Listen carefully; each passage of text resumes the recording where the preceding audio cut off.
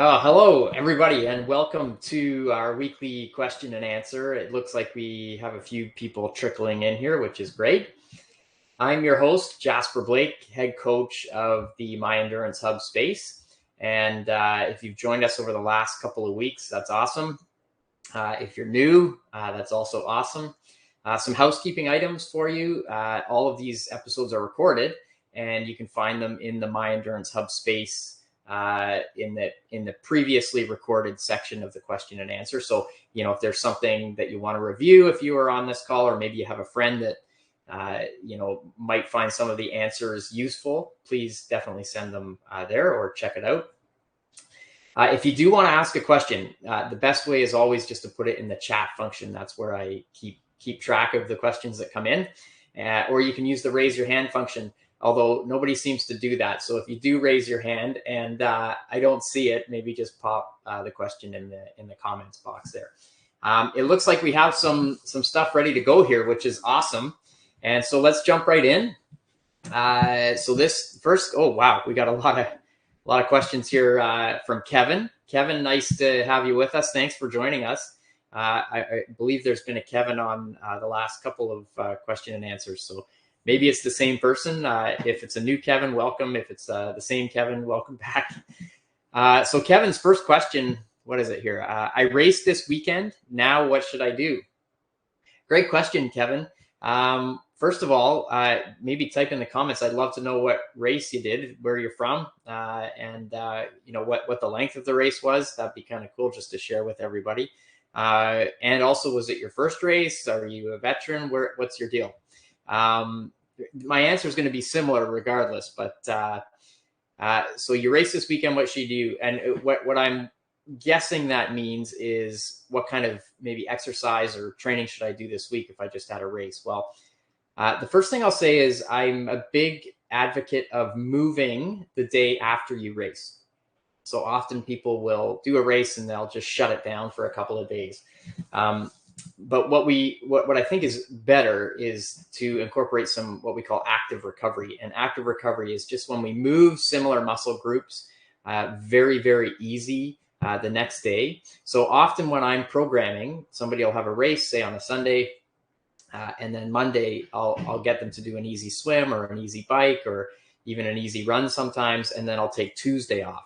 That active recovery where we use the same muscle groups is really, really effective in helping facilitate the recovery process. So that's the first thing I would do. I would take the second day off after the race, even though your body's probably screaming for a day off. Moving today a little bit will really help. And then, it really depends on what the rest of your season looks like. If this race was a one and done, then, maybe you move on to something else. I would encourage you to stay active and stay fit because you probably feel better. But maybe this race was part of a build. So maybe this was a short race and you're going to do something longer. And so you need to get back on the program. But this week certainly can be a bit lighter.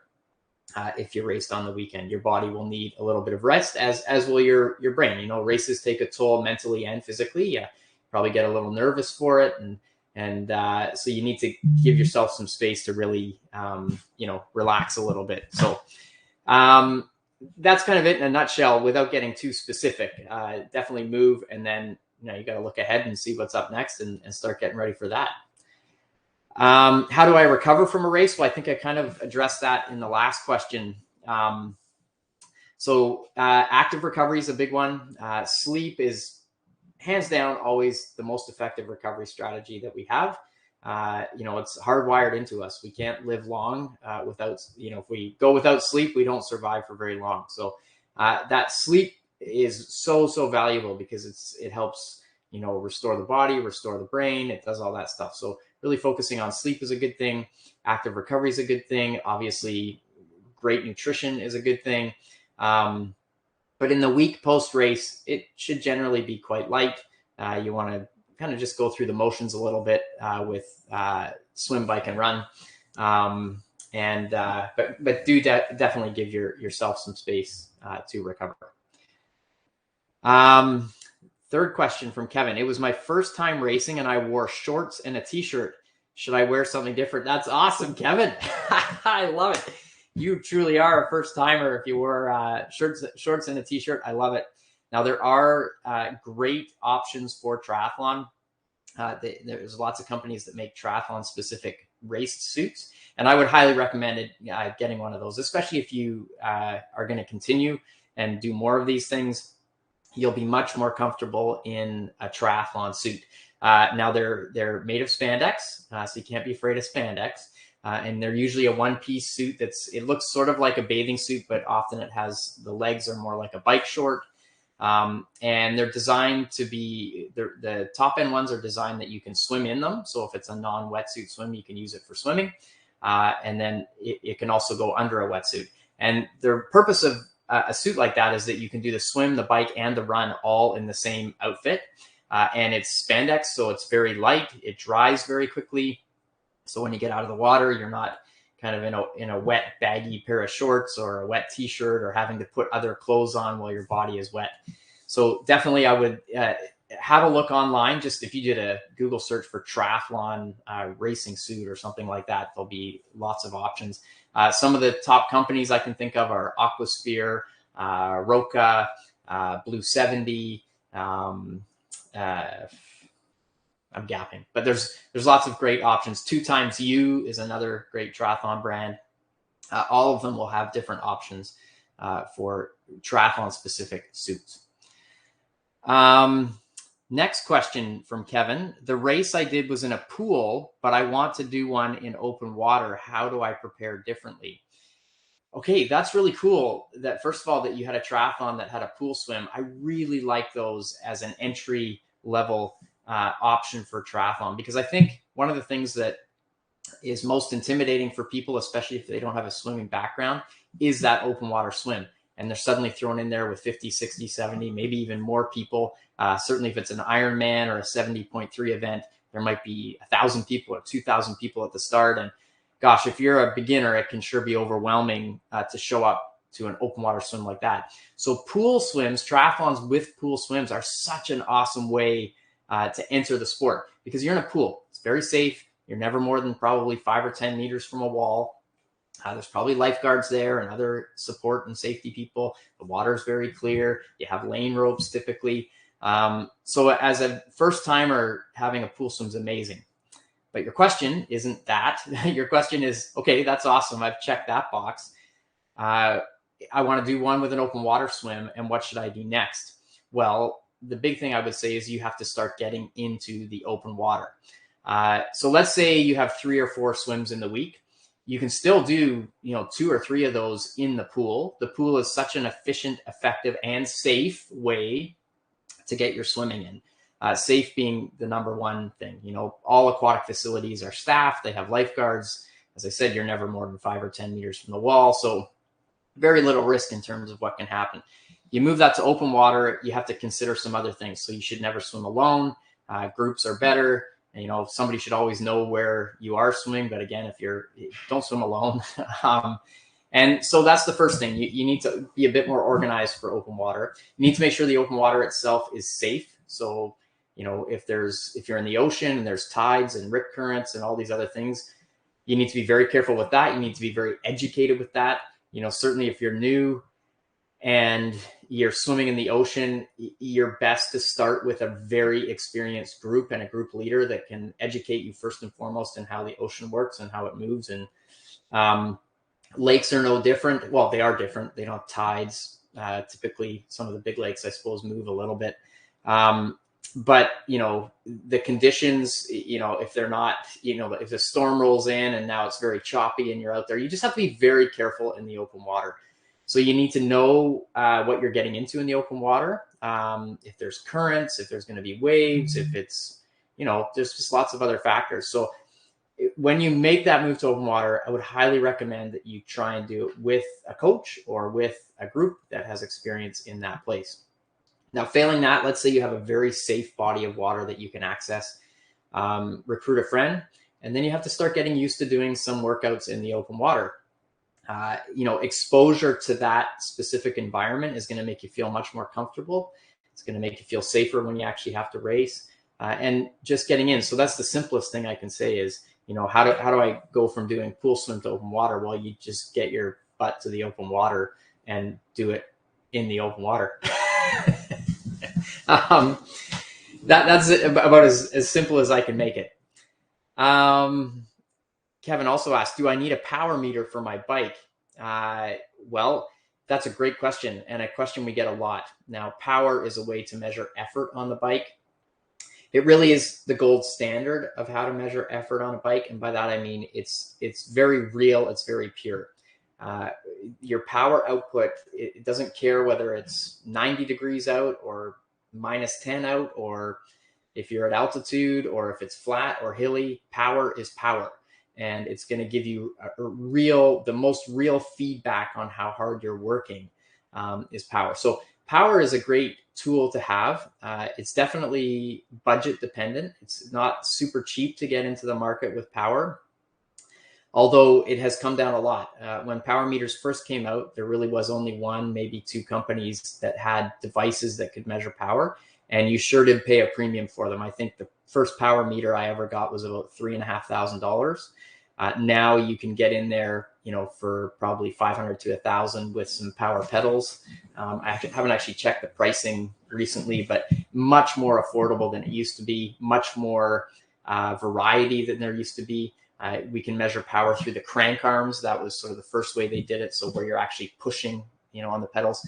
We have pedals that measure power. We have hubs that measure power. So that's like the rear wheel. There'll be like a strain gauge that measures how much power is being produced.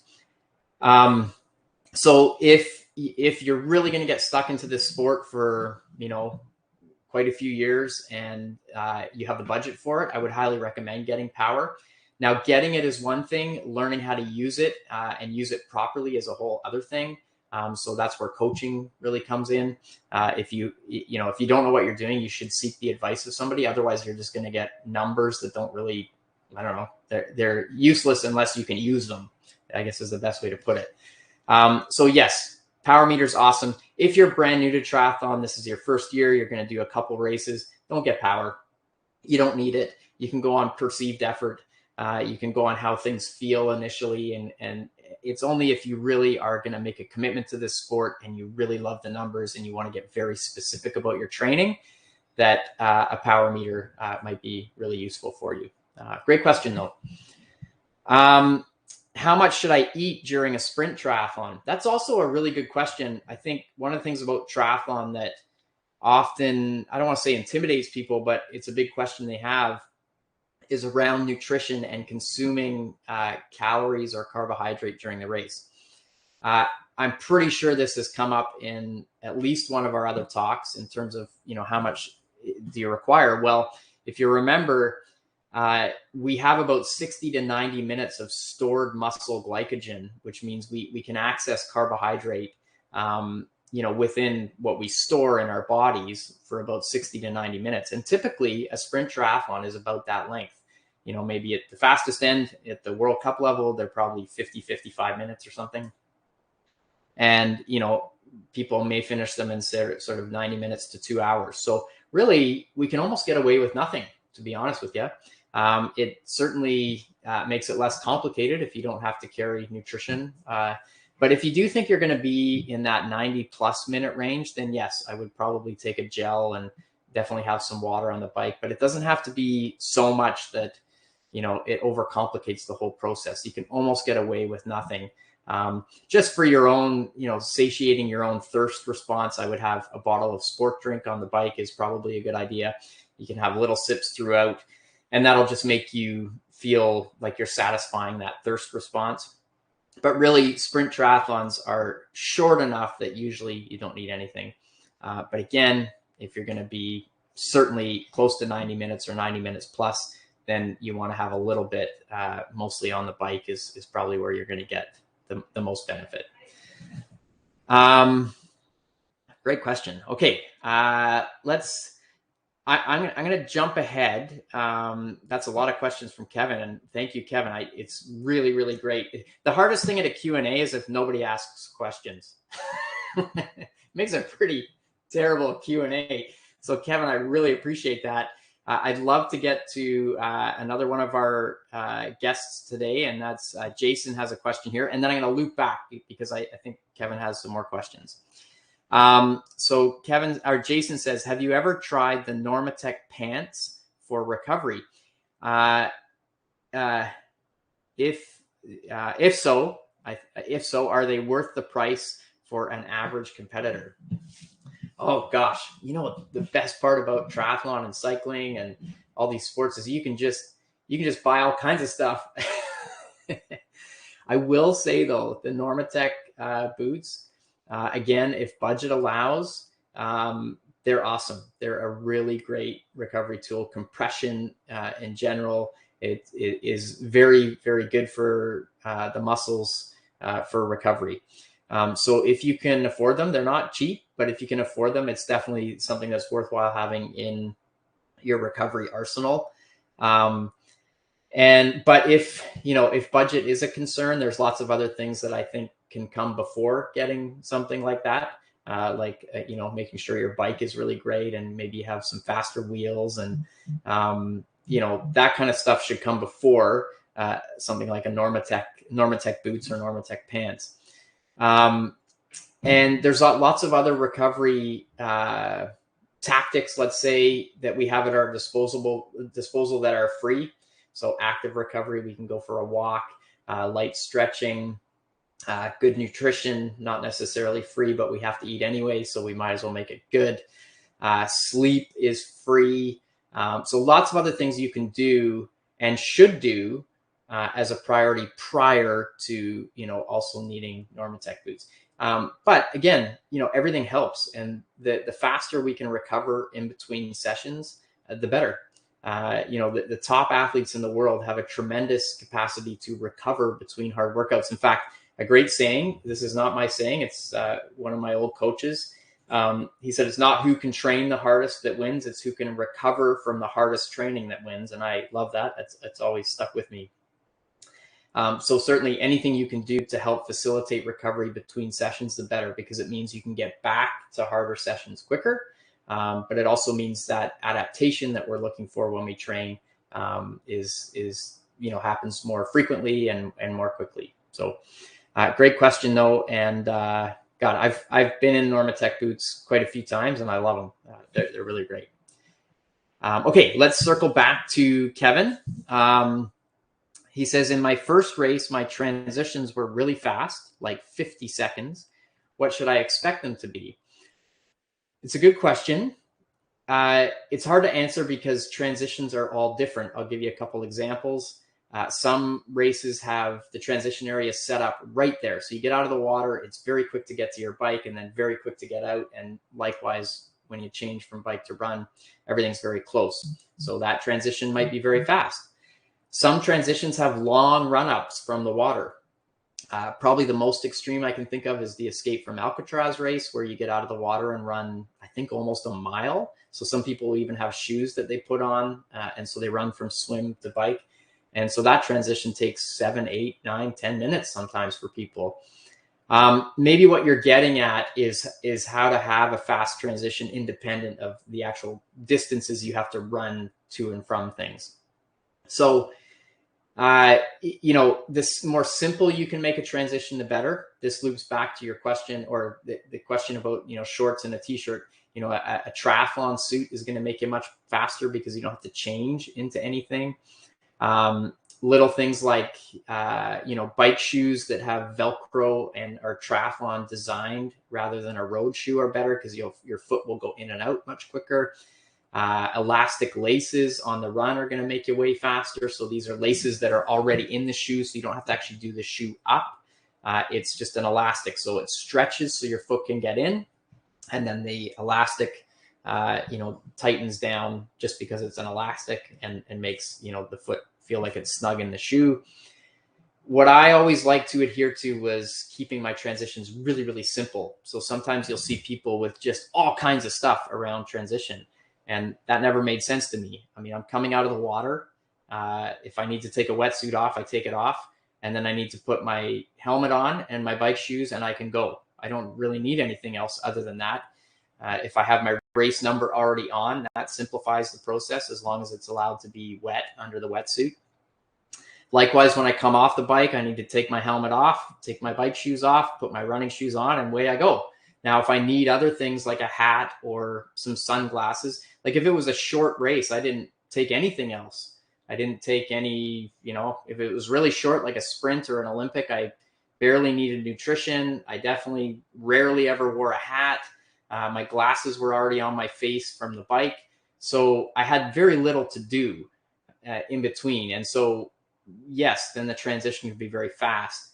If it was something like an Ironman, there was a little more involved. Like for Ironman, sometimes I would get fully changed from bike to run. I could do it very quickly, but my goal there was that I was comfortable. Comfort in Ironman is a big deal, because if you start to get uncomfortable or you start to get blisters or any of these other things, it can really derail your race. So the transitions for longer races sometimes a little more involved, because we want to make sure that we're comfortable first. But really, if you're doing sprint races and you want to be super fast in transition, just keep it really simple. Minimize the amount of stuff you have to do in between each event, and you'll be fast. Another thing on that is inspect the day before if possible. So do a walkthrough. So actually walk from the swim exit to your bike, and then walk from when you're going to take your bike out. Like do a whole, like we call it, knowing the flow of transition. So that on race day, there's no surprise. You know exactly where you're going. You know exactly how to find your bike. You know exactly where the mount and dismount lines are. Just be prepared, and that transition will be nice and speedy. Thanks for that question, Kevin. On to the next one. Kevin says, in my first race, I felt great on the bike, but wanted to make sure I didn't burn out before the run. Is it okay to go hard on the bike? Yeah, for sure. A lot of it depends on fitness and experience. I can tell you at the top level, they are going very, very hard on the bike, but they have tons of experience. They know they can get off, and within, a few hundred meters have their run legs under them, and, they're trained and they're very fit, so they can make that transition from bike to run very confidently and very quickly, and very quickly settle into a good pace.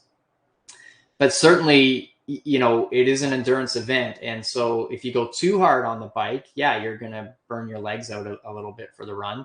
But they are slightly different. They're slightly different muscle groups. So often we can transition from one to the next, find a rhythm in that new event and be pretty successful. But it's this fine line of pacing throughout the thing, and also willing to take, a little chance that, yeah, you can often go pretty hard on the bike.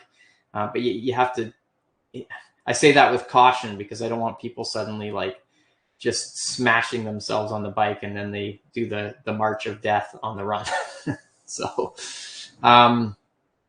with time and training and experience, you'll get a feel for what's possible on the bike. Kevin says, the race I was in had to swim in the pool and it was a mess. People swimming on top of one another. How can I deal with that? Oh no, that's actually too bad, because often the pool swims are fairly organized from the standpoint that they make you go up this side of the lane rope and down this side, and then underneath, and then up and down and up and down. So I don't know. I mean, hopefully that's how they did it. I don't imagine they just made you all get in at once and swim. That wouldn't make sense. So I can't really speak to, the format that they had set up. Only my limited experience with in-pool triathlons was that they have a system so that you're just kind of going up and down the lane rope, so everybody's following the same flow of traffic. But it sounds like maybe, if they're starting people on intervals and that's what's happening, and there's faster swimmers behind you that are then, they want to get ahead of you, so they maybe are a little aggressive. Maybe that's what was happening. And so how can you deal with that? Well, one is to seed yourself properly. So maybe if you started too far up the pecking order of the swim, and now you have a bunch of faster swimmers behind you, that could be it. Typically the race will ask you to submit times so that they have a rough idea of how to seed people. Because in a situation like that, you want the fastest swimmers to go first. or the faster swimmers are just going to do what you said, which is like climb over all the slower swimmers in front of them. But if they go first, at least, that kind of makes sense. But, so that's an organizational thing, I suppose. But in the event that this is happening to you, how can you deal with that? Well, I think the best way, if you're new to it and you don't really mind what your swim time is, then maybe just like at each wall, you take a pause. And if somebody's really fast coming up on you, you just let them go by. So take the 2 or 3 seconds to let the person go by who's faster, so that they don't have to do it halfway down the lane where there's 3 or 4 other people in the lane. And then, yes, they're kind of crawling over you. So that could be a strategy. Those are probably the 2 things I can suggest, is make sure you're seating yourself properly. So if you're really slow, then start at the back. And then, maybe just taking a pause at each wall to let people by that are faster. That might make it more enjoyable. Jason says, what is the longest bike ride you have ever taken? The longest ride I ever did was 260K. I used to do these really long rides going into Ironman events. I would do them on time. It wasn't necessarily distance, but I think it was like a 7-hour ride, and the bulk of it was at kind of the effort I would do for Ironman. And I was usually doing my Ironman rides in about 4 hours 50. So 7 hours of that, I could get a lot of mileage in. And I'm from Victoria. And if you've ever been here, there's a highway that goes from town out to the ferries and back. And I just did loops of that. It's 30K out, 30K back, 30K out, 30K back. So it was a very fast route because I have traffic and you get like a little drafting effect. So I was, you get sucked along a little bit by, the air moves in your favor. The lights are generally in your favor on this road I was doing it on. I have a very wide shoulder. The pavement's good. So it was ideal conditions to really get a lot of kilometers in, but that wasn't my goal. It was always time, but it was about 260K. And when I went and did Ironman after that, it sure made 180K feel pretty easy. So, but that was rare. I don't want you to think I was doing that every week. That was, one of my more monster rides. It was a big one. I'm just noticing actually that Jason popped a little link in here about the Normatec compression gear. Thank you, Jason. If anybody is interested in what he was talking about, if you didn't know what he was talking about, there is a link in the chat. I would encourage you to just click on it and take a look at what Jason was referring to in terms of those Normatec pants, those recovery pants. Thanks for putting that in there, Jason. Kevin asks, I did an ice bath for about 10 minutes after the race. Do you think that helps? What else can I do? Yes.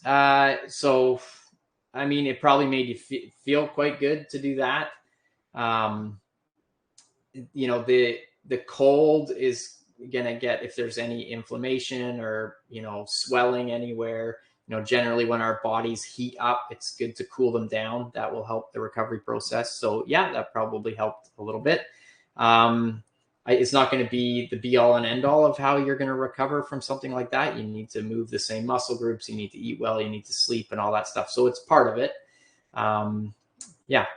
And then what else can you do? Well, all the things I just listed for sure. Definitely a cool down, in any well-structured workout or a race, you should do a little cool down where you just come down from that harder effort. So even after a race, if you can walk around a little bit or go for an easy spin or get in the, the lake or the pool that you're just in and do a few easy laps, that's kind of a good way to kind of help start the recovery process. And then nutrition is really important after those harder efforts as well. So, and then sleep. Kevin says, now that I've completed a sprint, how much would I need to increase my training to do a full try? Well, not too much. Timeline is a big factor. So if this is your very first one, you do a sprint, it takes maybe an hour to an hour and a half. I'm not sure what your time was. I would give yourself at least another 8 to 10 weeks. If you have a a full distance, Olympic distance in mind. And for those who don't know, that's a 1,500-meter swim, 1.5K, almost a mile for our American friends. And then a 40K bike, or 24 mile. Oh my gosh. Can't believe I'm gapping on that. 24 or 26 mile, 24 miles, I think, 40K. And then a 10K run or a 6-mile run. So it's twice the distance, but the fitness you have for that sprint is going to be quite similar to what you need for the Olympic distance. What I would say is, if you are in sort of that 2.5 to 3 hour range for an Olympic distance, the nutrition does start to become a little bit more of a factor. So you're going to need to pay a little bit more attention to that. And I would give yourself 8 to 10 weeks and then gradually increase the volume that you did for a sprint try and make it relevant. So, leading in, you should at least have one, 1,500-meter continuous swim. So, mentally that you can do it. You should have at least 1 or 2 40+ kilometer bike rides, which is usually the easiest to get in. You should have at least a run that's at least 10K, at least once or twice going into that. Your transition workouts, if you do a workout in the week that's like a brick workout or a bike to the run, you want to have that distance in your legs, and then maybe gradually increase each week from, say, 10 minutes of running off the bike to 30 or 40 minutes running off the bike, but you can probably cap it there. So it doesn't need to go too crazy, but yeah, you need to increase it enough that you feel comfortable and confident that you can do it. And also there's fitness to be gained by doing stuff a little bit longer as well. Kevin says, I'm thinking of doing another triathlon in a few weeks. How do I train in between the events with only a few weeks? Well, first, know and don't forget that the sprint try itself is going to add to your fitness. People often forget that the races themselves add to fitness. So, you need to first recover from this race. So you're probably going to need, at least 3, 4, maybe 5 days here. But the weekend after a sprint, you can get back to business. And if your Olympic distance try or your standard distance try is in 3 weeks from now, starting this coming weekend, so 5 days after your sprint, you can get back on a regular program for, about 10 days and then a couple easy days going into the race, and you should be totally fine. Jason says, after a monster ride, do you ever crave certain foods or eat more than normal? Oh, I love this question because it opens up a huge can of worms, potentially. First, what I'll say is yes, after big training days or big races, I often crave very calorically dense foods that are salty and not good for me. So I think this came up on one of the previous talks. Burger and fries after an Ironman was always very welcome. My body craved it, probably because I just spent all day consuming carbohydrate-based stuff like gels and bars and drinks. Not necessarily the most ideal thing to eat after, but certainly that's what my body would crave. So, but what I also say, what this leads into, which is a great question, is after the big sessions, if you have not fueled properly on those big training sessions, you will usually overconsume calorically than what you actually need. So when you do those really long rides, like this 260K ride I was talking about that was about 7 hours, I ate really well. So I ate well for that specific thing. So it's basically tons of sugar. It's lots of carbohydrate. But I get to the end of the ride and I'm not in a massive deficit. So then I can kind of just eat normally and eat, protein and, good fats and like real food basically. But I don't necessarily overconsume if I eat properly during those big workouts. However, if I don't eat properly, if I'm a bit lazy and I get complacent and I get to the point where I really deplete all of my muscle glycogen stores and don't really top them up with bringing food into my body during those workouts, usually I would just overconsume everything. And if my body needed, 1,500 calories after something like that, I don't know if that's the actual number. I'd probably eat 2,000. So I overconsume. So what I'm trying to say is, if you're going to get into this really long stuff, there's great value in making sure your nutrition is on point during the workout or during the race, so that you don't get too low and too depleted during it. Because often what happens is we just overconsume after, and that's not great either. It's like too much of a pendulum swing. We want to try and stay as even as we can during those big workouts, so that when they're done, we can just eat sensibly again. Yes, we're always going to run a little deficit. It's hard to keep up, but if you run too much of a deficit, it just, our primal instincts of survival just like way overconsumed. Good question. Kevin says, I definitely felt the need for calories and salt. Had a greasy burger and fries as per your recommendation. I feel bad that that's what I recommended. To be clear, actually, I'm going to clarify that.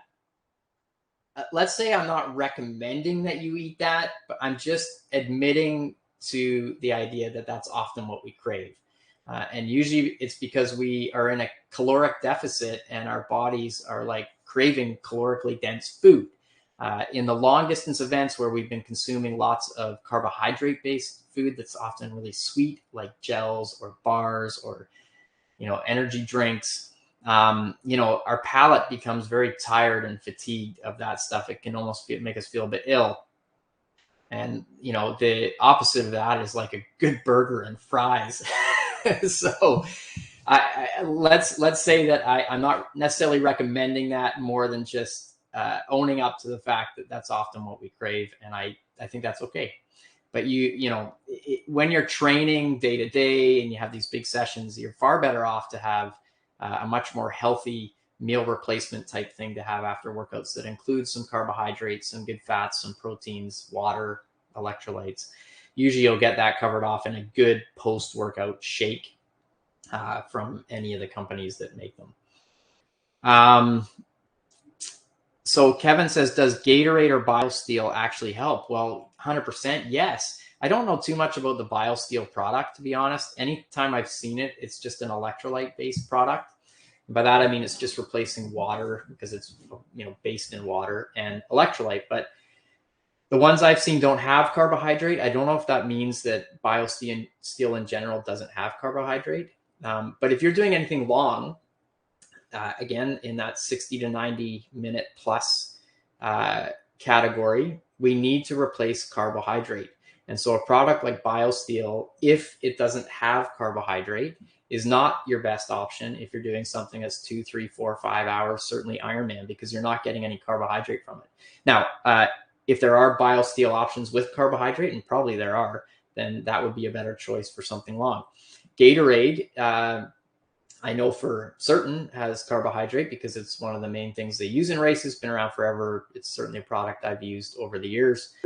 Gatorade has 3 things. It has water, and it has electrolytes, and it has sugar. So yes, it does help for long distance events. Those are the things that we need to replace. So the argument could be made, sometimes Gatorade is quite highly concentrated.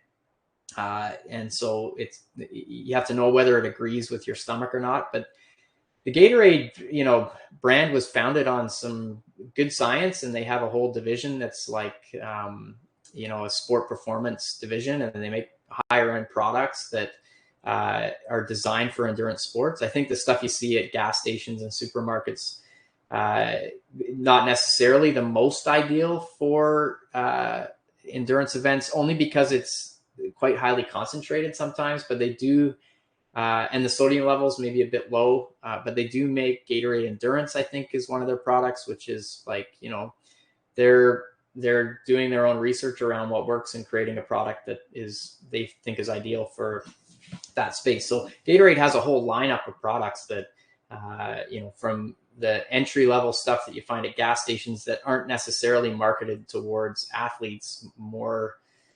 they're less about high performance, I think, in that regard, but they have a whole product lineup that then moves towards more high performance. I don't want to be inaccurate in my sort of evaluation of Gatorade. What I can say is, yeah, it's decent product that was founded on the right ideas. And then they got super huge. So they try and sell to, not just endurance athletes. So maybe they have that market. And then they also have the market that is more high performance.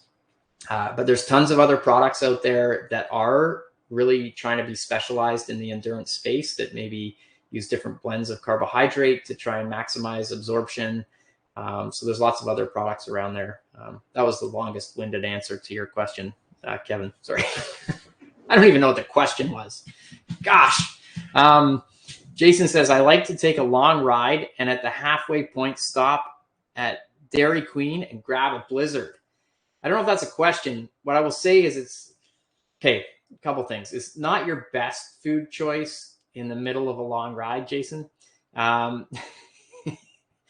It's going to be very calorically dense. It's going to be a lot of calories all at once. It's going to be probably quite a bit of fat from the dairy, which is not necessarily what we need in that moment.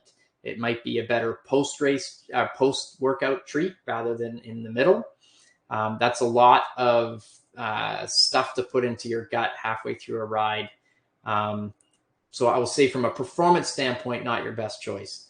From I love life and you only live once, and I'm out here for a super fun cruisy ride with my friends, and well, that's a different thing. Maybe that is what partly motivates you to get out there, makes it fun. So I don't want to take away from that. But what I will say is from a performance standpoint, Jason, you can do better. Great questions. Love it. Okay. Anything else? Looks like I don't have any other questions in here. I'll give it a minute here. Doesn't look like it. Well, this has been great. As always, I'm so grateful for the enthusiasm and the participation that you're all bringing to these question and answers. You're asking some amazing questions. I know for a fact that other people have the same questions. So if you have friends, definitely send them over here and get them to check out the previously recorded question and answers, because there's just some little golden nuggets in here. Let's end it there. Thank you again for joining us, and we'll see you next week. Same time, same place, 10:30 Pacific time. And take care, everybody. Happy training.